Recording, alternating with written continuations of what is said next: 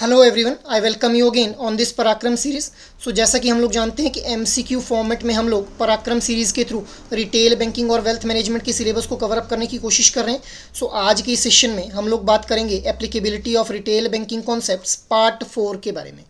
So let's get started with the question first of all. Which of the following is not a feature of retail banking? Your options are higher NPAs, large number of customers, diversified risk, and none of the above. So what should be the right answer for this question? So let us see.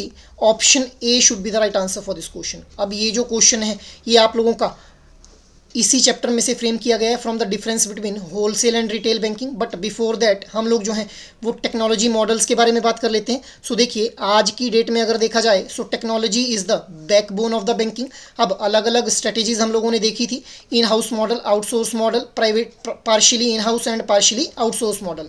अब in house model को mostly हम लोग देखते हैं कि public sector banks के द्वारा use किया जाता है। Outsource model is being used by private banks और partially in house and partially outsource model is being used by new private bank itself.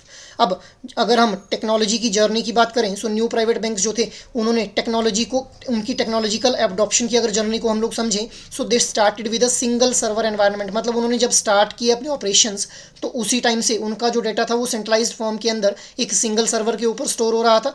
So which was having an advantage of customer of data, they were having ample of customer of data on a centralised place, जिस वजह से they were having edge in the cross selling of other products as well.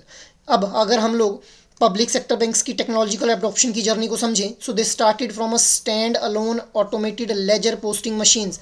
इन्होंने पहले अपने जो laser posting machines थी उनको automate करना स्टार्ट किया। लेजर पोस्टिंग मशीन्स वही मशीन्स थी जिन पे हम लोग जो थे वो डेबिट और क्रेडिट की इंफॉर्मेशन को जो थे वो रखा करते थे कि कितना डेबिट और कितना क्रेडिट हुआ। तो इसी लेजर पोस्टिंग मशीन को सबसे पहले जो है वो ऑटोमेट करने का काम किया गया। उसके बाद हम लोगों ने टोटल ब्रांच ऑटोमेशन की तरफ इन पब्लिक सेक्टर बैंक्स को बढ़ते हुए देखा और रीजनल नेटवर्क्स, हब्स जो थे वो इन पब्लिक सेक्टर बैंक्स के द्वारा क्रिएट किए गए। Now public sector banks are implemented core banking solutions, जिसकी हेल्प से मल्टीपल ब्रांचेस को जो है वो आपस में इंटीग्रेट करने का काम किया जा रहा है with the help of this core banking solution. Moving ahead, next topic की अगर हम बात करें so next topic is sustainable retail banking. अब सस्टेनेबल अगर हम लोगों को रिटेल बैंकिंग को बनाना है so we need to be customer centric first of all.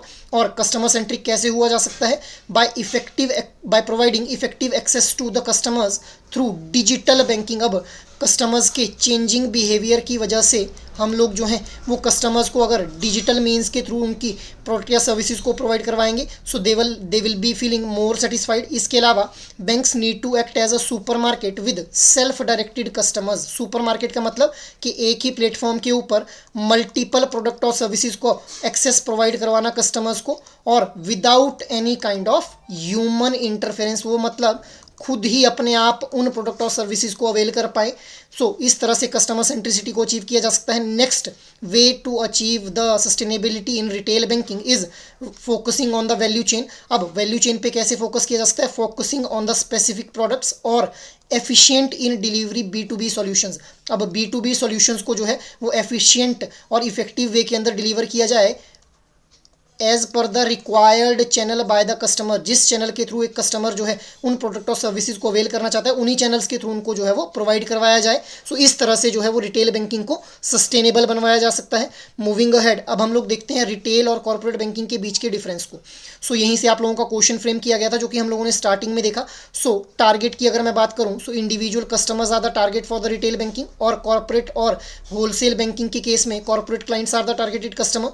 अब बेस की अगर हम लोग बात करें so mass market banking model जो है वो फॉलो किया जाता है। Mass customers are there with respect to retail banking, जबकि कॉर्पोरेट या फिर होलसेल बैंकिंग के अंदर corporate client base is there, मतलब smaller segments of clients are there. Next is approach की अगर हम बात करें so B2C approach, that is business to customer approach is being opted in retail banking, and business to business approach is being opted in the corporate और wholesale banking. Next is ticket size. अब ticket size is low in case of retail banking क्योंकि कम amount के loans जो है वो individual customers के द्वारा लिए जाते हैं, जबकि लोन का जो टिकट साइज रहता है that is high in case of corporate या फिर wholesale banking. Moving ahead, risk involve.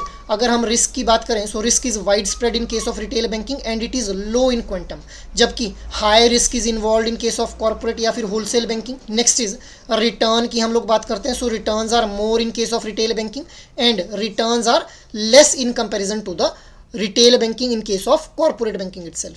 Moving ahead, अब हम लोग बात करते हैं मॉनिटरिंग और रिकवरी प्रोसेस के बारे में।